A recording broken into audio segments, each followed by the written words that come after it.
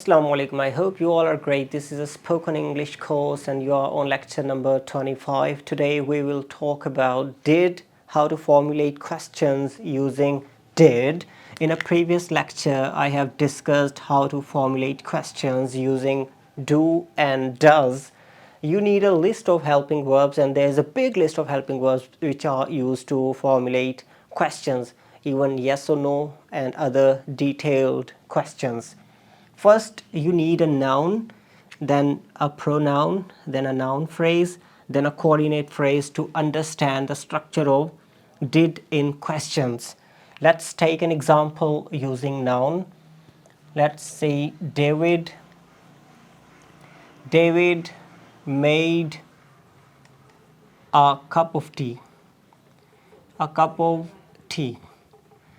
That is a noun phrase, object, and there is a verb, second form. That is the noun. This noun we're talking about as a subject. So this list is a subject list. Subject list because you have to play with these words. David made a cup of tea. As this is a second form, you would have to convert into first form in order to make a question when there is did. For example, let's take a simple sentence. David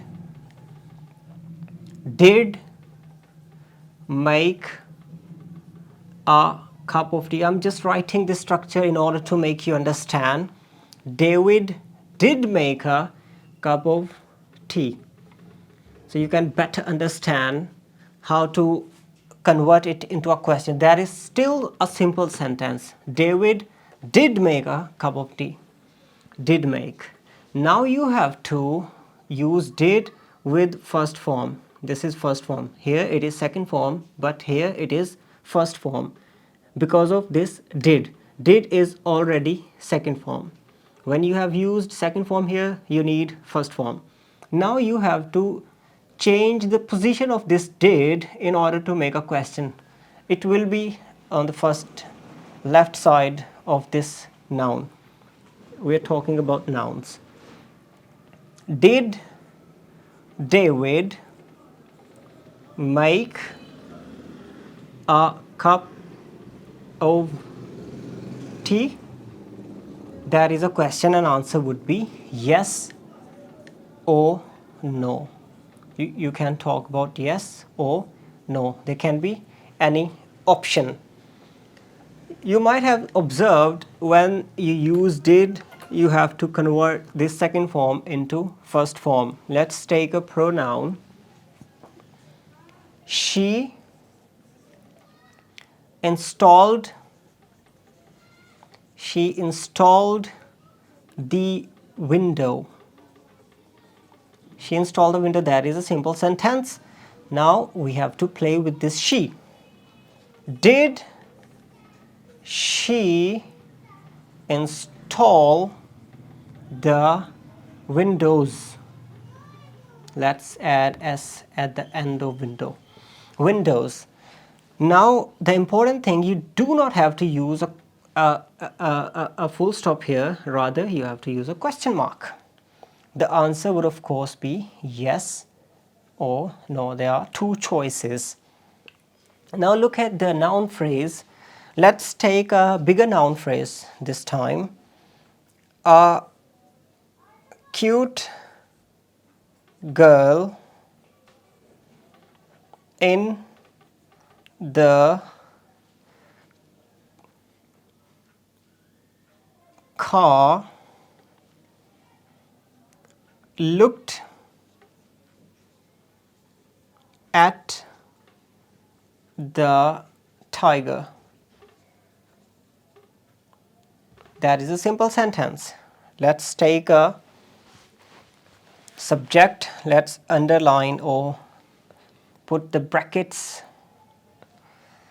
on the subject. A cute girl in the car. This whole is a subject. Now you have to apply question moment test on this subject.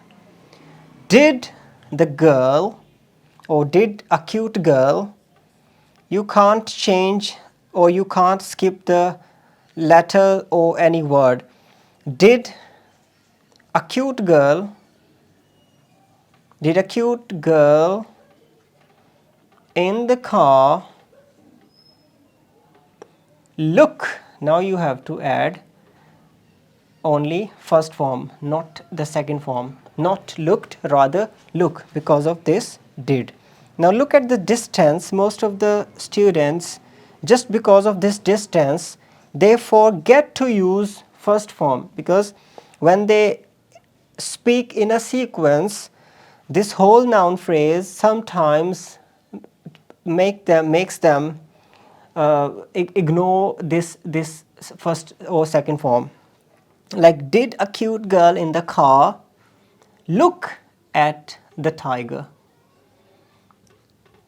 So the important philosophy behind this structure is, because of this did, we are converting second forms into first forms. Now if we talk about a coordinate phrase, the similar structure like they,